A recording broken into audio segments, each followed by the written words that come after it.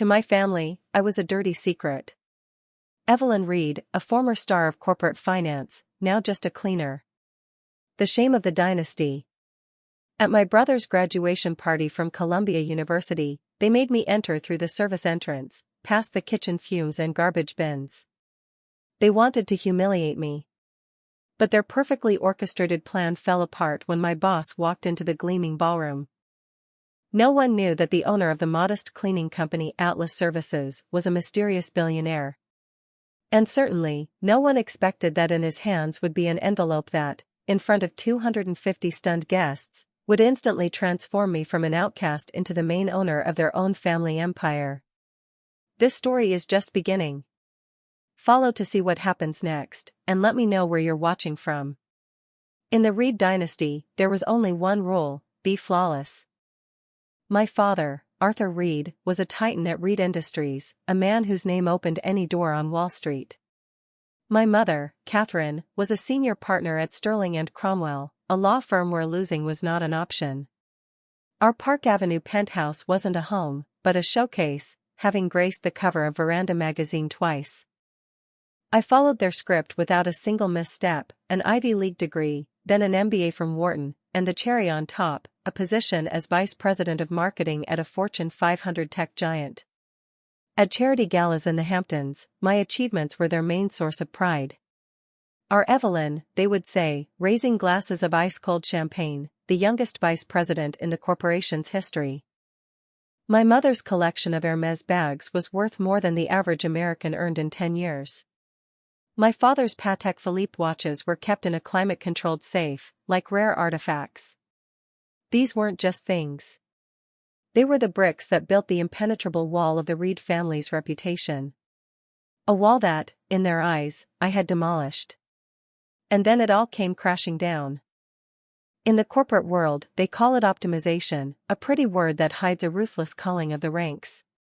On a Friday, I was managing multi-million-dollar projects. By Monday morning, I was packing my personal belongings into a cardboard box. At first, I kept my composure. With my education and track record, it seemed like a temporary setback. My parents maintained this illusion for their friends. Evelyn is just choosing between several very lucrative offers, my mother would casually mention at her book club, though in reality, she never once asked how I was doing. But the reality was harsh. The job market was saturated. Hundreds of candidates applied for every vacancy. My impressive resume became a problem. For some positions, I was overqualified, for others, not experienced enough. I was trapped. After 2 months, my savings began to dwindle. After 3, I missed a rent payment for the first time in my life. It was then that I made a decision that would forever change my relationship with my family. To ask them for help meant being trapped in the golden cage of their expectations and control. So, instead of bowing in humiliation, I applied for a job I was guaranteed to get. A night shift cleaning crew member at Atlas Services. The pay was decent. The work was exponentially harder than any presentation I had ever prepared. I called their number on a Tuesday evening. Mozart was playing in the background, the constant soundtrack to their dinner parties. I found a job, I said. The relief in my mother's voice was almost palpable. Thank God, darling. Which corporation? I hope you negotiated better terms this time. I'm working at Atlas Services. A pause. They clearly didn't know the name.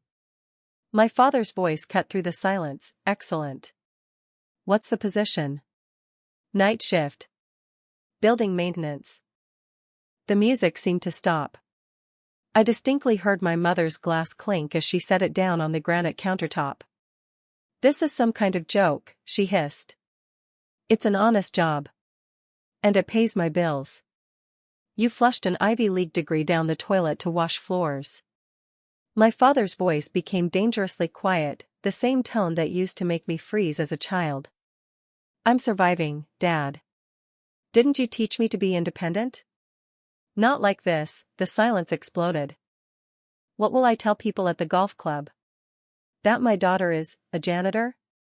Maybe you can tell them your daughter pays her own rent? "You're doing this to spite us," my mother concluded.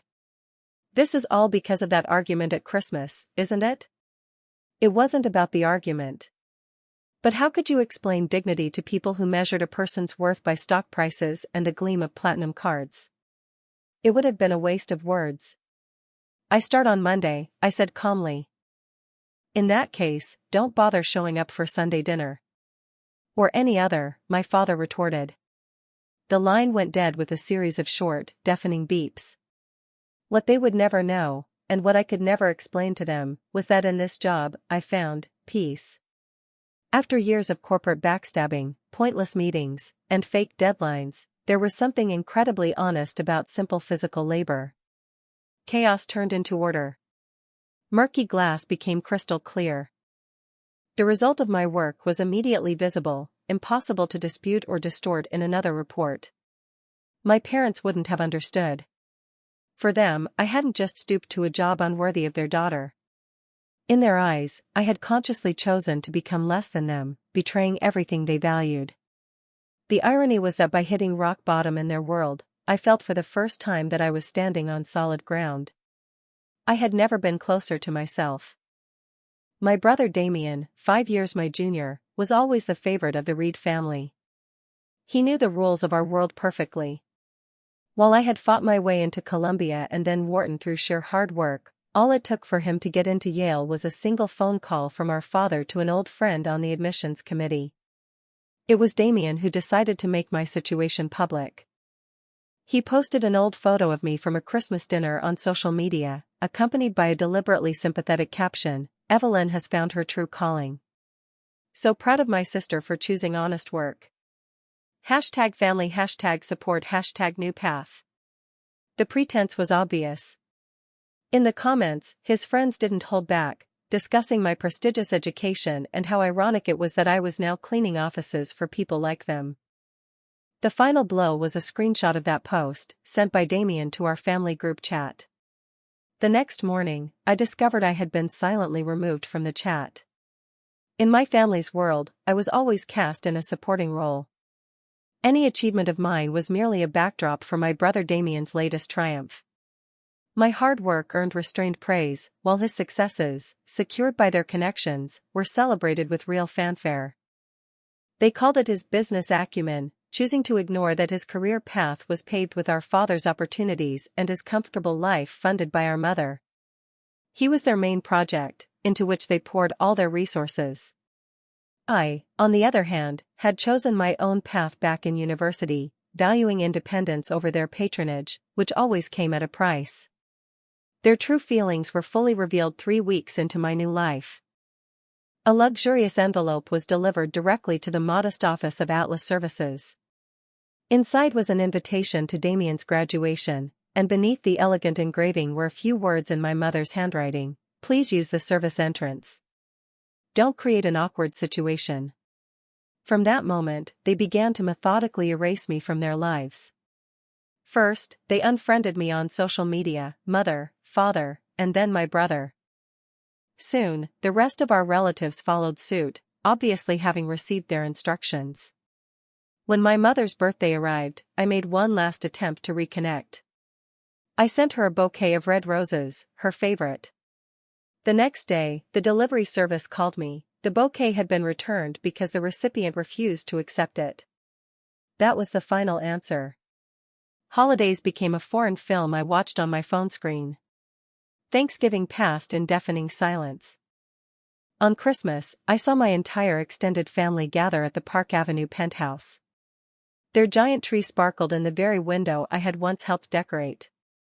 In 3 months, the silence was broken only once, by a cold message from my father: "Until you find a position worthy of our name, do not consider this your home." I texted back, "What exactly do you consider worthy?" There was no reply. He had simply blocked my number. But the most painful part wasn't the exile. It was the erasure. I was seemingly cut out of digital family photos posted online. My childhood bedroom, full of memories, was converted into a soulless home storage room. And from the wall in my father's study, where my diplomas and awards once hung in expensive frames, any mention of my successes vanished. One night, around 1 in the morning, I was changing a trash bag in a top-floor conference room when Mr. Harrison walked in. The mysterious owner of Atlas Services often stayed late, but until that moment, our interactions had been limited to silent nods in the hallway. "Evelyn," his voice cut through the nocturnal silence of the conference room. Mr. Harrison placed his cup on the table. "I've noticed you're here every night. No days off. Cleanliness doesn't create itself, Mr. Harrison."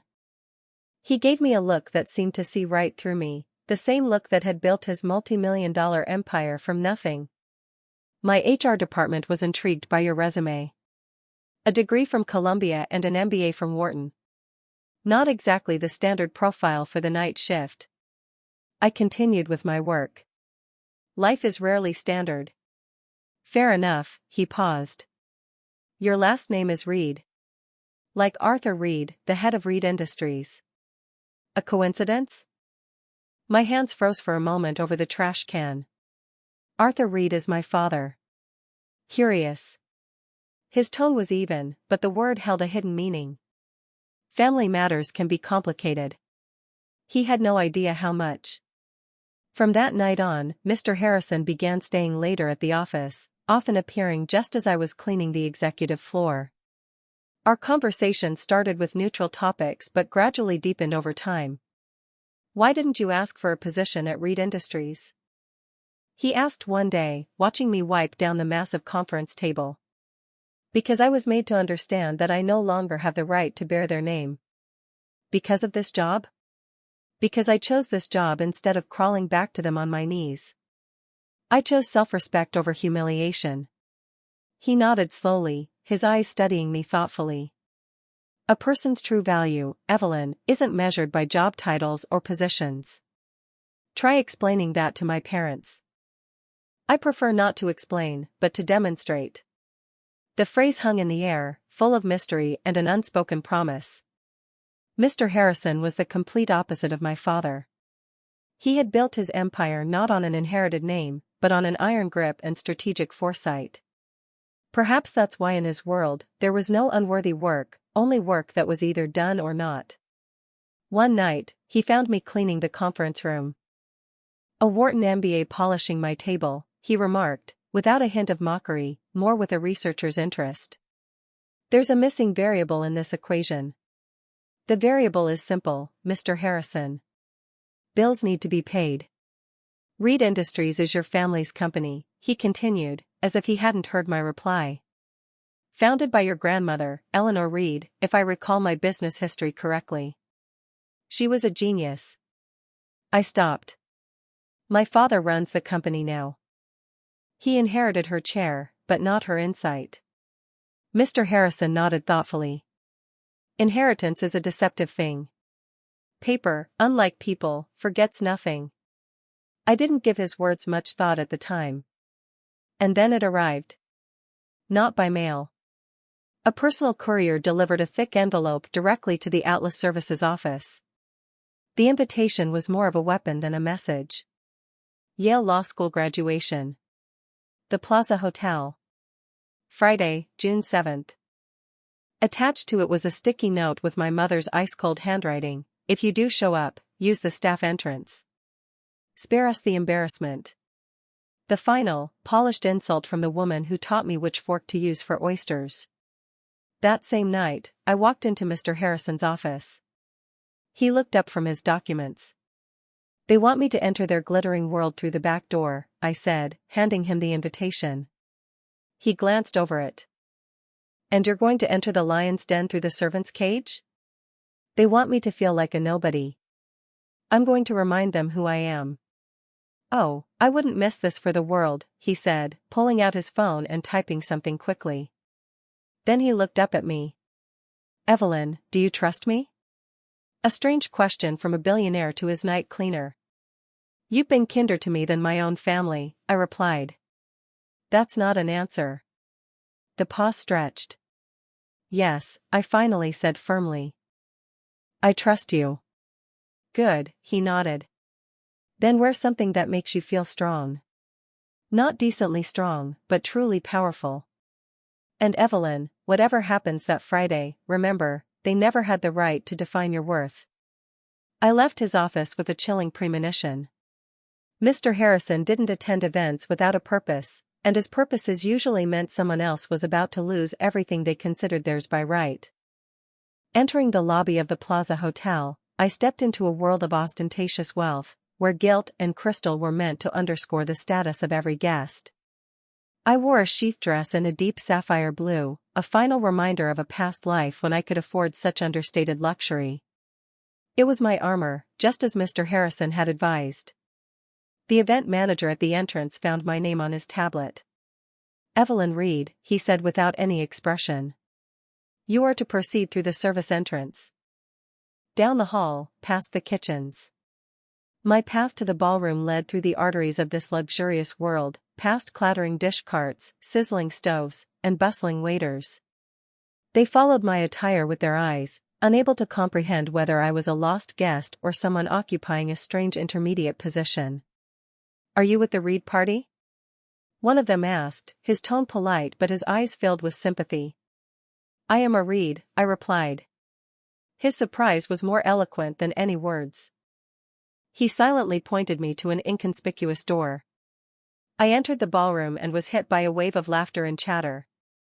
250 guests, the cream of New York's financial and legal elite, filled the space.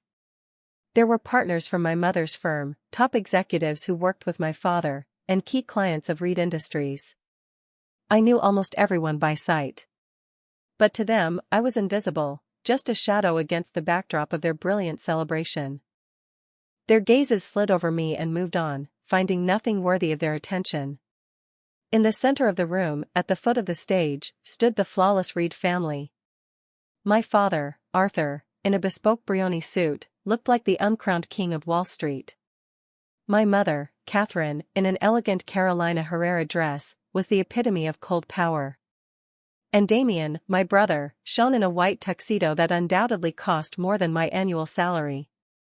I found refuge in the shadows near a far wall, becoming part of the decor. Over the past few months, I had honed this art, to be invisible. But my hiding place was destroyed by Damien's voice, amplified by a microphone.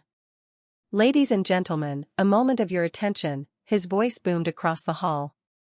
"It seems the most humble member of our family has joined the celebration. Evelyn, don't hide in the shadows. Come out and say hello to everyone." 250 pairs of eyes turned in my direction. The laughter and conversations instantly died down. A deafening silence fell, broken only by a frightened whisper somewhere in the crowd. "My God, it's true, she works in maintenance now." My father's face turned purple. He stepped forward.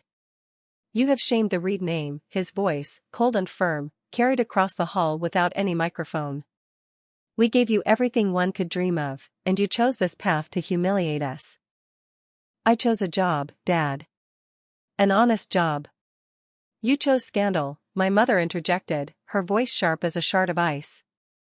"Do you have any idea what rumors are circulating in our circles? Arthur Reed's daughter scrubs floors. You are deliberately destroying the reputation we've spent decades building. Your reputation is your concern, not mine." "Ungrateful." My mother hissed, but caught herself, remembering the audience. She gave me an icy glare. "Consider this your last evening as a member of this family. We are officially disinheriting you. Right now." She pointed to a man in a severe suit standing nearby. I recognized him, Mr. Davis, their family lawyer. He held a leather folder and stared at the floor, clearly uncomfortable. "The performance was meticulously planned. Since you have consciously chosen to tarnish the name we gave you," my father announced to the entire room in an icy tone, "from this moment on, you no longer bear it. Damien will be the sole heir. The corporation, the assets, the real estate, everything will go to him." Damien, standing on stage, smirked triumphantly and raised his champagne glass in a silent toast. An awkward silence filled the room, heavy with shock and second-hand embarrassment. A few guests uncertainly raised their glasses, unsure how to react to this public disownment. And it was at that exact moment that the massive double doors of the ballroom swung open. Mr. Harrison entered. He didn't just walk in, he commanded the space. Tall, with silver at his temples, in a perfectly tailored chiton suit, he moved with the confidence of a man who owned not just this room, but the entire city. An A-Lang & Son watch gleamed subtly on his wrist, a sign of real, not ostentatious, wealth. The whispers in the room instantly ceased. In the financial world of New York, there wasn't a soul who didn't know who Michael Harrison was. Many in this room dreamed of closing a deal with him. Mr. Harrison, for the first time that evening, a note of panic crept into my father's voice. Atlas Services wasn't just a cleaning company, it was one of the largest property management firms in the country, and its financial operations were crucial for Reed Industries. What a surprise. We didn't know you would be here. I wasn't invited, Harrison replied in an even voice, walking directly toward me. He stopped beside me, creating an invisible barrier around us.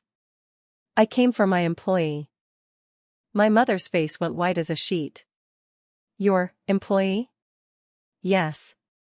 And perhaps the most valuable one I have, he said, sweeping the room with a cold gaze. A most curious evening. Do you always put on such performances for your family? The atmosphere in the room shifted in an instant. Power, like an electric charge, transferred from the Reed family to the man standing beside me. This was no longer a family squabble. It had become a matter of big business. And everyone present understood that. My father hurried forward, trying to seize the initiative with a fake smile and an outstretched hand. Mr. Harrison, what an honor. I had no idea you were acquainted with Evelyn. Harrison didn't even glance at his hand. All his attention was on me. Acquainted is too weak a word. I value my best employees, Mr. Reed. You've misunderstood, my mother intervened, trying to regain control. This was just our attempt to guide her. To show her she's capable of more. More? Harrison said the word as if tasting something unpleasant. Allow me to tell you what I see. I see a person with iron discipline who has never been late for a night shift. I see absolute integrity and professionalism in every action. I see a character that doesn't break under pressure. She works with a bucket and a mop, Damien threw out arrogantly from the stage, eliciting a few nervous chuckles. Harrison's gaze slowly shifted to my brother, and the chuckles died instantly. She creates order from chaos. She builds value from scratch. His voice was quiet but carried throughout the entire hall. That's a concept that's hard to grasp for someone whose ground floor was a penthouse. The temperature in the room seemed to drop several degrees. The guests were no longer just spectators, they were witnesses to a power shift. Phone screens lit up across the hall, news of the public clash between two titans was spreading through Manhattan's chat groups. We didn't know she worked for your organization, my father stammered, his confidence evaporated. And your plan for her motivation was to drive her to financial desperation? Harrison continued, his grip not loosening. To make her choose between your approval and her own dignity? A very curious business strategy. Listen. No. Now you listen. Harrison took out his phone and made a short call. Mr. Sullivan? Yes. We're ready for you. Come in. The ballroom doors opened again, and this time, the man who entered made my father freeze in place. It was Mr. Sullivan, dressed in a stern suit that looked like it had gone out of style 20 years ago. In his hand, he carried an old leather briefcase covered in a web of cracks, like a map of a long life.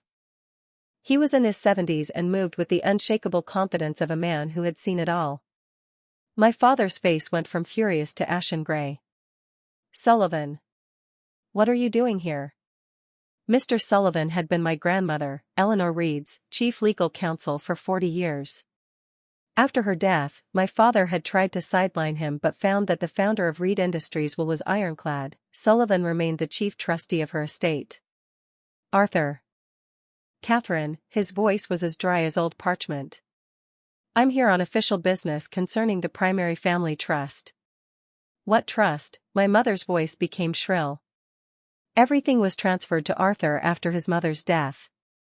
We know the terms. You know the terms you were permitted to see, Sullivan corrected her calmly. But Eleanor was a wise woman. She left sealed instructions. This is absurd, my father exploded. I inherited the company. All the documents were perfectly clear. Oh yes, perfectly, Sullivan agreed. You received a controlling stake of 45% of Reed Industries shares. Your wife, as stipulated, received 20%. Your son, Damien, was allocated a trust of 10% upon reaching adulthood. In total, that's 75%. Someone in the ensuing silence whispered loudly, but where's the other 25? Actually, the math is a bit more interesting, Mr. Harrison interjected. His smile was as sharp as a razor's edge. The percentage you all forgot about is 35. My mother let out a nervous, shaky laugh. Impossible. We would have known. Really? Mr. Sullivan opened his old briefcase and pulled out a thick, yellowed envelope with an intact wax seal. This directive was to be opened upon Evelyn reaching the age of 25 or in the event of an extraordinary family crisis. I believe a public disownment of one's daughter qualifies. She's just going through a difficult phase. My father exclaimed desperately, but no one was listening to him anymore. All eyes were fixed on the envelope in the old lawyer's hands. Your public renunciation of your own daughter in front of 250 witnesses, Mr. Sullivan broke the old wax seal with a dry crack, is precisely the extraordinary crisis Eleanor described. She knew you better than you think, Arthur. Damien stood frozen on stage, his triumphant smirk wiped from his face. Mr. Sullivan extracted a document tied with a blue ribbon from the envelope. Shall I read the contents here, or shall we retire to a more private setting? Read it here, Mr. Harrison answered before my parents could object. Your family put on a public performance. I think the audience deserves to see the finale. Sullivan, you wouldn't dare, my father lunged toward him, trying to stop him. My duty is not to you, Arthur. My duty is to the last will of Eleanor Reed, the old lawyer's voice was as hard as stone. And I will fulfill it. He put on his glasses and raised the document. The silence in the hall became tangible, thick as velvet in an old jewelry box. Addendum to the last will and testament of Eleanor Reed, he began to read. Drafted and sealed 2 years prior to her passing. 2 years. My mother whispered. But Evelyn was just starting her career then. Eleanor couldn't have known. Eleanor Reed always saw 10 moves ahead, Sullivan noted, not looking up from the document. Quoting, I watch with alarm as my son Arthur confuses legacy with luxury, and strength with power. He is building an empire on the sand of reputation, not the granite of values. I fear that one day he will sacrifice the family's most valuable asset to preserve a facade. My father's face turned crimson. Lies. My mother trusted me. Your mother foresaw this, Mr. Sullivan continued, his voice unwavering.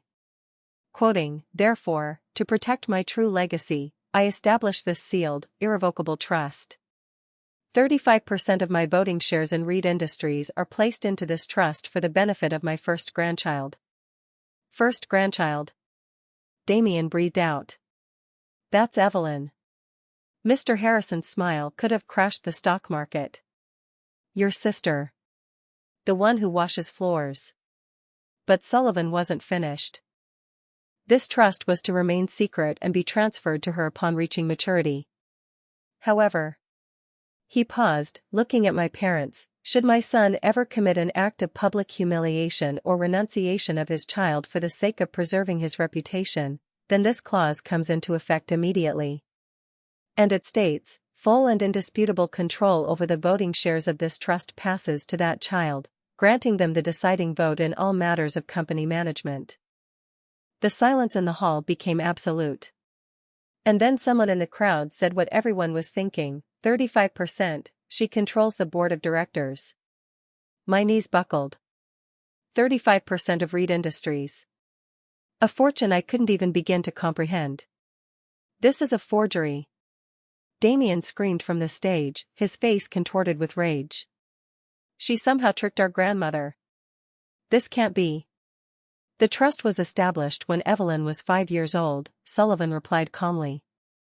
It's unlikely she possessed such powers of persuasion at that age. Then the documents are fake. I demand an expert examination. They've already undergone 3, Sullivan cut him off. The authenticity has been verified by 3 leading New York law firms. Furthermore, as required by law, information about the existence of this sealed trust was filed annually with the Securities and Exchange Commission. Your grandmother, Damien, was a genius not only in business but also in jurisprudence. This document is a fortress. Mr. Harrison stepped forward, becoming the center of attention. This trust has been on my radar for the last 6 months. Public information, available to anyone who bothers to dig a little deeper. That's precisely why when Evelyn Reed applied for a job, I personally made sure she was hired. I looked at him in astonishment. You knew? I was studying Reed Industries as a potential competitor. Imagine my surprise when I stumbled upon a dormant trust belonging to an heiress whose own family had scrubbed her from their website and all public records. He turned to my parents. You erased her from everywhere. But you can't erase her from legal documents. So you hired her, to pull this off? To humiliate us? My father shouted accusatorily. I hired her because she came to my building late at night, ready to do any, even the hardest, work, and never once tried to use her family name to get a favor. Do you have any idea how rare that quality is in your world? Genuine self-respect. But the trust, my mother's voice was filled with desperation, there must be some conditions. Loopholes. There is one condition, Mr. Sullivan confirmed, turning a page of the document. The beneficiary gains full control of the voting shares only in one case, if the family commits an act of public renunciation. Otherwise, until the beneficiary's 40th birthday, the shares remain merely a financial asset. Without voting rights. So, if we had. My father couldn't finish, the realization hitting him like an avalanche. If you hadn't put on this performance in front of 250 witnesses tonight, Mr. Harrison finished for him, she would have had the money, but no power. You handed her the weapon yourselves. With a furious cry, Damien threw his glass against the wall. The crystal shattered into 1,000 pieces. Expensive champagne trickled down the silk wallpaper like tears.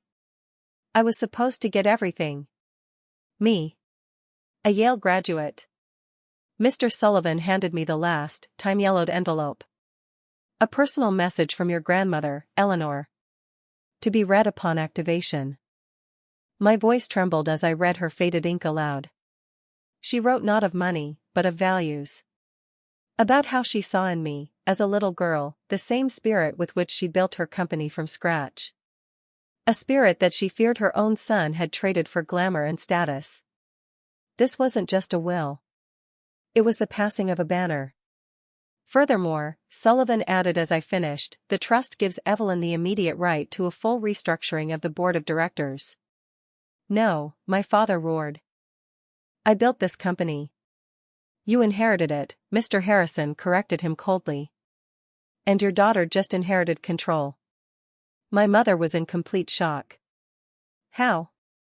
How could this have remained a secret for so many years? Your mother-in-law was a genius, Sullivan explained. The trust was a legal labyrinth, hidden behind shell companies in several states. All completely legal, but invisible to those who didn't know where to look. And you knew. My father pointed a finger at the old lawyer. All these years, you sat and waited. Sullivan looked at him calmly. I was carrying out my client's will. And today, I have fulfilled it. My loyalty has always been to Eleanor Reed, not to you, Arthur. Mr. Sullivan's voice was devoid of emotion. She was my client. And in her final years, she tasked me with keeping a detailed chronicle. To observe. A chronicle? Damien came down from the stage, his perfect tuxedo looking ridiculous against his contorted face. What does that mean? Sullivan opened his old briefcase. It means I documented every time Evelyn's achievements were devalued for the sake of your triumph. Every Christmas when you received keys to a new sports car, and she received a polite check. I even documented the fact that your parents did not attend her graduation with honors from Columbia University. They were too busy attending your student play at Yale. I froze. I thought no one had noticed. Mr. Harrison, my father turned desperately to the only man in the room whose power exceeded his own. You are our key partner. We can discuss everything. Harrison's correction sounded like a gunshot. As of tomorrow, Atlas Services will begin a full review of all our financial contracts. I believe it's time for diversification. The threat was crystal clear. Losing such a client would be a catastrophe for Reed Industries. Evelyn, my mother immediately interjected, her voice instantly becoming smooth, the one that won her cases in court. Darling, we're family. You don't want to destroy the legacy your grandmother built, do you? I never wanted to destroy anything, I answered quietly. I just wanted to be enough. Sullivan pulled one last document from his briefcase. A letter addressed to my father. Eleanor left this for you. In case this day ever came. My father snatched it. As he read, his face changed from crimson to deathly pale. Read it aloud. Someone from the guests shouted. We saw the performance, now we want to hear the finale. Never, my father hissed. Then I will. Sullivan took the letter from him. Arthur, if you are reading this, it means you have failed the most important test of your life. I gave you an empire, but I couldn't give you a heart. You became a man who values the shine of the facade more than the strength of the foundation. Eleanor's spirit is my spirit. I saw it in her since she was a child. That is why I had to protect her, from you. Protect? I gave her everything, my father's voice broke. You gave her things, Sullivan corrected him. Your mother gave her a security you could not take away. The trust is not about money, Arthur. It's about freedom. Freedom from your conditional love. Our love was not conditional, my mother protested. In the ensuing silence, a voice from the crowd said loudly, you just publicly disowned her for getting a job. Mr. Sullivan wasn't finished. Eleanor gave you 22 years to prove you could be a father. You failed her test. Now Evelyn gets what you value most, control. Perhaps by losing it, you will understand what is truly important. This is fraud. My father's rage was his last line of defense. I will challenge this in court. Good luck, Sullivan replied calmly, turning to my mother. Catherine, you're a lawyer. Take a look. My father looked at my mother with desperate hope, but after examining the documents with a professional eye, she just shook her head. Arthur, they're flawless, she said quietly. This document is a legal fortress. You planned all this. Damien accused me. You deliberately got a job as a cleaner to humiliate us. I got a job to pay my rent, I replied. You humiliated yourselves. I will destroy you, my father snarled. With what? Mr. Harrison asked softly. The math is simple. Evelyn now controls the deciding block of shares. She can block any decision you make. You are no longer in power. At that moment, one of the board members, whom I had known since childhood, stepped forward. Arthur, frankly, the board has long been concerned with your management style. Perhaps it's time for a change. This is a coup, my father screamed, looking at me. No, I said quietly, for the first time that evening feeling solid ground beneath my feet. This is me standing up straight for the first time in my life. Mr. Harrison raised a hand, and the murmur in the hall subsided. Allow me to provide final clarity, his voice was calm but authoritative. My decision to hire Evelyn was not a gesture of goodwill. It was the result of a thorough analysis. Analysis? My father asked incredulously. Before entering into any major contract, I study my partners exhaustively. While examining the financial structure of Reed Industries, my analysts discovered an anomaly, a dormant 35% block of shares belonging to a shadow beneficiary. It didn't take much effort to find out that this beneficiary was Evelyn Reed. I looked at him, stunned. Yes, Evelyn, I knew this even before your interview, he confirmed, meeting my gaze. I knew you were the heiress to a vast fortune. But what did I see? I saw a person ready for any honest work, who never once mentioned her background. You thought you had nothing, and still, you chose dignity. She's a cleaner. Damien shouted, unable to accept what was happening. She is a person with an unbreakable character, Harrison retorted. And that is the most valuable asset in any business. And I always invest in the best assets. He took a business card and a pen from his pocket, wrote something on the back, and handed it to me. Monday, 9 a.m., be in my office. We will create a new position for you. You will learn directly from me, he announced to the whole room. 6 months ago, I hired an employee to maintain order in my company. Today, I am hiring a partner to help me build it. Your grandmother created an empire from scratch. It seems her spirit has not been lost. The salary in the contract was substantial, and the position itself was everything I had once dreamed of. But the most interesting part, Mr. Harrison continued, is that now this offer is just one of her options. She no longer depends on anyone. And there is one more detail, Mr. Sullivan added, turning to the last page of the document. Your grandmothers will stipulated specific conditions for activation. We get it, my father said wearily. We made a mistake. Actually, you made 3, the lawyer corrected him. Each had its own consequences. The public disownment gave Evelyn control of the voting shares. Your demand that she use the service entrance, a public humiliation, gave her the right to appoint a new board of directors. He paused, letting everyone absorb what they had heard. And finally, the official disinheritance you announced activated the 3rd clause. It gives Evelyn the full right to initiate the sale of Reed Industries. A shocked murmur swept through the room. The board members, my parents, my brother, everyone realized the magnitude of what had happened. The empire they thought was theirs was on the brink of collapse. Quiet, Mr. Harrison's voice calmed the agitation. The decision has not yet been made. It is up to Evelyn. All eyes turned to me. Mr. Sullivan, my voice sounded surprisingly steady. These rights, are they final? Absolutely. Your grandmother made sure her will could not be challenged. The transfer of control is irreversible. I looked at my family. At my father, for whom power was everything. At my mother, who lived for reputation. At my brother, who believed the world belonged to him by right. You have exactly 1 minute, I said, and my calm voice echoed in the ensuing silence. To give me a single reason why the business my grandmother started should remain in your hands. Evelyn, think, my mother's composure abandoned her. We are your family. 9, my voice was even. 8. I'll make you CEO, my father bargained desperately. 7. You can't destroy a legacy over a grudge. Damien shouted. 6. Wait.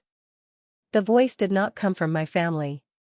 Mrs. Hayes, one of the oldest board members, a woman with a reputation as an iron lady, stepped forward. Evelyn, as a representative of the board, I ask you to hear our proposal. I paused, my countdown frozen at the number 5. The board of directors has long expressed concern over your father's management style, Hayes continued, and the other board members present in the room nodded in agreement. Unjustified expenses, questionable deals, promoting Damien to a position he is not ready for. We have been waiting for the right moment for a change. What do you think you're doing, Hayes? My father hissed. We are saving the company from the ego of its leader, she replied calmly. Evelyn, with your 35% and our support, we form a new controlling majority. We offer you the chair of the board of directors. The offer hung in the air. I accept, I said. But on my terms. And they are non-negotiable. I looked directly at my father. First, you will step down as CEO within a month. Second, Damien, if he wishes to stay, will start at the lowest position and work his way up without any privileges. Third, we will establish an educational fund in my grandmother's name for employees' children. And fourth, no member of the Reed family will ever hold a leadership position again without the unanimous approval of the entire board of directors. You have no right. My father's face turned purple. I have the controlling shares, I replied. Now I decide who has the right. It all happened in a flash. Mrs. Hayes called an emergency meeting right there in the hotel's business center, citing a clause in the company's bylaws that, ironically, my father himself had once written to close a deal urgently. The vote was quick and unanimous. My father was removed. Damien collapsed into a chair. His Yale degree had just turned into a very expensive piece of paper. You could have just asked, he whispered. I did, I answered. My whole life. No one listened. My mother was already on the phone with her lawyers, but I could see from her face that she, more than anyone, understood that the legal fortress my grandmother had built was impregnable. Mr. Harrison approached me. Your grandmother would be proud of you. Maybe, I said, looking at the ruins of my brother's celebration. But I just destroyed my family. No, he replied quietly. You just brought it back to reality. Your parents destroyed it when they made you use the service entrance. He looked at his watch. By the way, it's time for us to talk business. My corporation is looking for a new strategic partner. Reed Industries is open to negotiations, Mrs. Hayes immediately responded. Under new management. I will consider your proposal, Harrison replied. On the condition that Evelyn joins our board of directors as a liaison. Another position. Another thread of power in a web I had never asked for, but now controlled. Evelyn, my voice sounded surprisingly loud in the ensuing silence. I want to make something clear. I didn't seek this. I wanted only one thing, a family that would love me, whether I was managing a department or mopping floors. I looked at my parents. You taught me that a person's worth is measured by their job title and bank account. You were wrong. Everyone in this room has worth. The waiters who served you champagne. The security at the door. The people who will have to clean this room after you leave. Their work matters. Spare us the demagoguery, Damien hissed. It's not demagoguery. It's the new company policy, I replied and turned to Mrs. Hayes.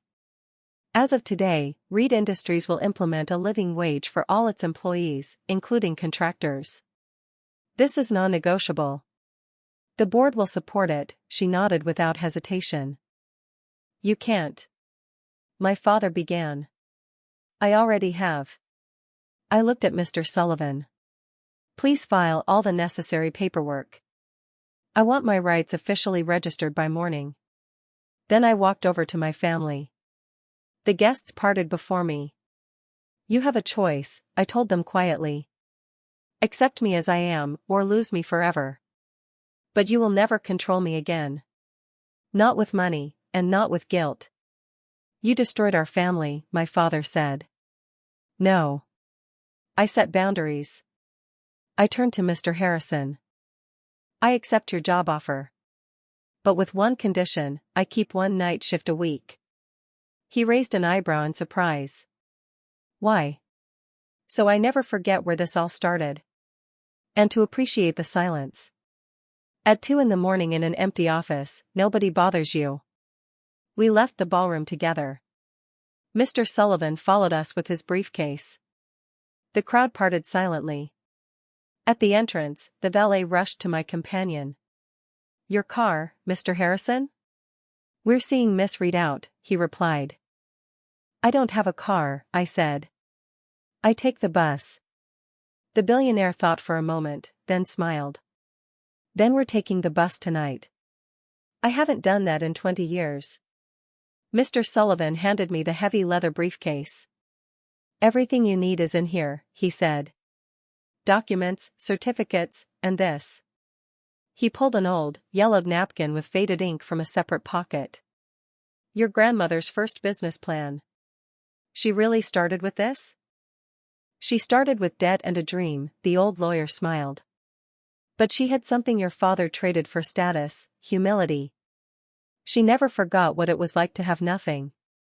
I looked at the numbers in the documents. 6 months ago, I was afraid of an eviction notice. Now I held papers whose value my brain refused to comprehend. So what now, Evelyn? Mr. Harrison asked as we walked to the bus stop together. First, I learn. Then, I build. And I prove that my grandmother didn't make a mistake in entrusting me with her legacy. I paused. And I'll continue to clean your offices. 1 night a week.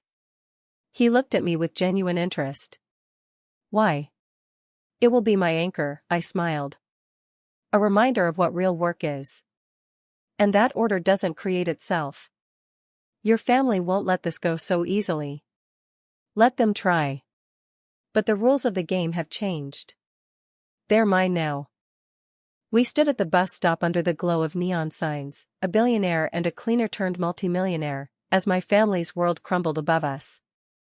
You know the irony? I said, watching our bus approach. They spent their whole lives looking down on me from their castle, never suspecting that the land it was built on had always belonged to me. 4 months later.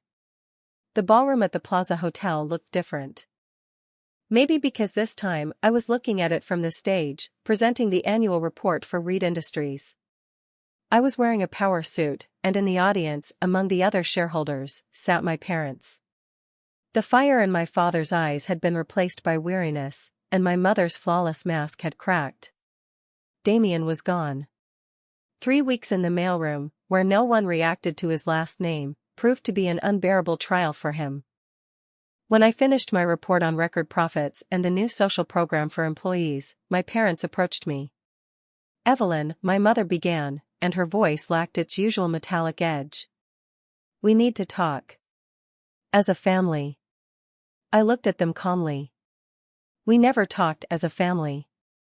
We talked like a board of directors where I had no vote. Now I do. Forgive us, my father forced out. The word seemed to cost him more than all his lost shares. I believe you're sorry. But regret doesn't heal scars, I said, pulling a business card from my purse. Forgiveness has to be earned. Start with this. On the card was the name of the best family therapist in New York. This could take years, my mother objected. Then it will take years. I waited 28 years for your validation. You can wait for my forgiveness. Later, late at night, Mr. Harrison found me in his office. I was in my work uniform, a mop in my hands. I had kept that 1 shift a week. Was it worth it? He asked, looking out at the city lights. I lost a family I never really had. But I found myself, I answered, not stopping my work. And you? I made the best deal of my life, he smiled. Your grandmother would be pleased. She knew something my parents never understood, I said, looking at my reflection in the perfectly clean glass. That you don't see true strength from the top of a skyscraper, but when you rise up from the very bottom.